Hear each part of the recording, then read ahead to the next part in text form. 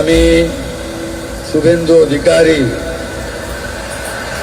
ঈশ্বরের নামে শপথ করিতেছি যে পশ্চিমবঙ্গ বিধানসভা নির্বাচনে প্রথমবারের মতো জয় পেয়ে সরকার গঠন করেছে বিজেপি।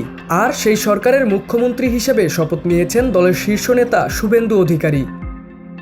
পশ্চিমবঙ্গের রাজনৈতিক ইতিহাসে এই পরিবর্তনকে বড় মোড় হিসেবেই দেখা হচ্ছে। একসময় বাম শাসনের দীর্ঘ অধ্যায় পেরিয়ে মমতা বন্দ্যোপাধ্যায়ের নেতৃত্বে তৃণমূল কংগ্রেস টানা 15 বছর ক্ষমতায় ছিল। সেই অধ্যায়ের অবসান ঘটিয়ে এবার রাজ্যের নতুন রাজনৈতিক বাস্তবতা তৈরি করল বিজেপি। রাজনীতির একসময়ের ঘনিষ্ঠ সহযোগী থেকে আজ মমতা বন্দ্যোপাধ্যায়ের আসনেই বসছেন শুভেন্দু অধিকারী। তৃণমূল কংগ্রেসের সংগঠক হিসেবে তিনি দীর্ঘদিন কাজ করেছেন মমতার পাশে, কিন্তু সময়ের সঙ্গে রাজনৈতিক দূরত্ব বাড়ে। আর আজ তিনি সেই নেত্রীর উত্তরসূরি হিসেবে মুখ্যমন্ত্রীর দায়িত্ব গ্রহণ করলেন।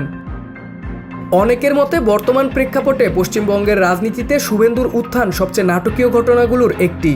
নন্দীগ্রাম ও ভবানীপুরের মতো রাজনৈতিকভাবে গুরুত্বপূর্ণ এলাকায় তার প্রভাব তাকে আলাদা উচ্চতায় নিয়ে গেছে। আজকের দিনটি শুধু শুভেন্দু অধিকারীর ব্যক্তিগত সাফল্যের দিন নয়, এটি বিজেপির জন্য এক ঐতিহাসিক মুহূর্ত।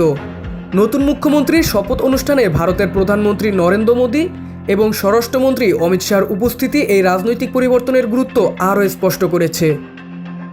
পশ্চিমবঙ্গের রাজনীতিতে এই নতুন অধ্যায়ে ভবিষ্যতে রাজ্যের ক্ষমতার সমীকরণে কতটা প্রভাব ফেলবে, এখন সেই দিকেই নজর রাজনৈতিক বিশ্লেষকদের।